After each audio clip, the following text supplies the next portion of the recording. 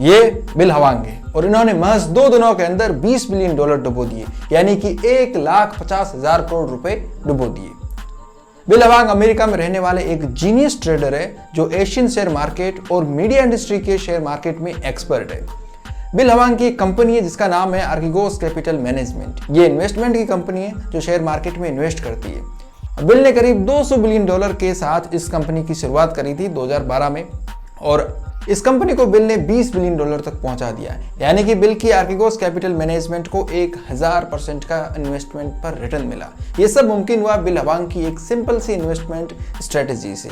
Bill हवांग ने CFD के जरिए मार्केट में इन्वेस्ट किया। CFD एक तरह का कॉन्ट्रैक्ट होता है जिसमें आप इक्विटी शेयर मार्केट में निवेश करते हैं लेकिन स्टॉक को ऑन नहीं करते। लेकिन CFD भारत में बैन है, इसलिए बिल हवांग की इन्वेस्टमेंट स्ट्रेटेजी को आसान भाषा में समझने के लिए हम एक एग्जाम्पल की मदद लेंगे।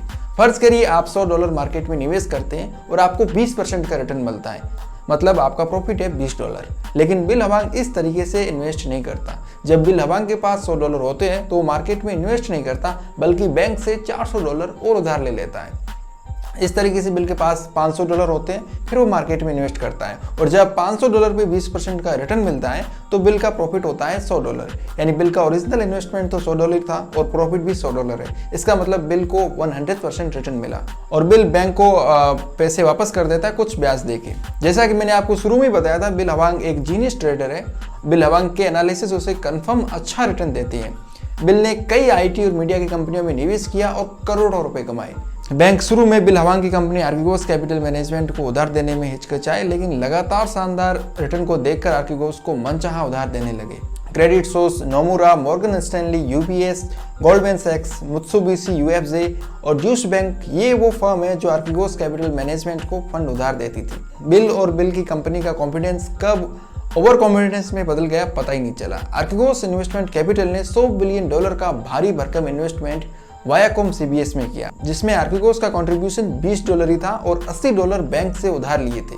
लेकिन मार्च 2021 के आखिरी हफ्ते में वायाकॉम CBS के शेयर ऊपर जाने के बजाय नीचे गिरने लगे और 2 दिन के अंदर वायाकॉम CBS के शेयर 20% तक गिर गए, यानी कि आर्किगोस कैपिटल मैनेजमेंट के पोर्टफोलियो की वर्थ $20 बिलियन कम हो गई। तब बैंक्स ने मार्जिन कॉल देना शुरू किया, यानी कि बैंक्स ने बिल हवांग की कंपनी से पैसे मांगने शुरू किए।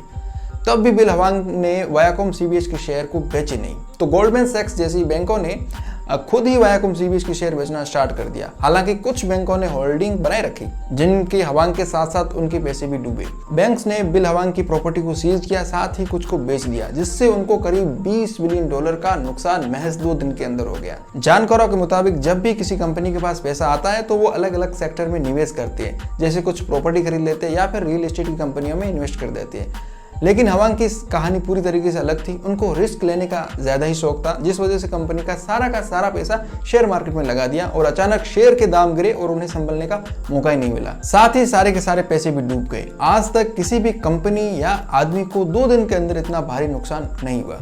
ये हमारी शॉर्ट केस स्टडी थी बिल हवांग के इन्वेस्टमेंट के बारे में। आपको कैसे लगी हमें कमेंट करके जरूर बताइए। मनी मोटिवेशन और स्टार्टअप की वीडियोस के लिए आप हमें इंस्टाग्राम पे फॉलो कर सकते हैं। आपने अभी तक इस चैनल को सब्सक्राइब नहीं किया तो प्लीज चैनल को सब्सक्राइब करिए। मिलते हैं अगली वीडियो में, तब तक चाओ।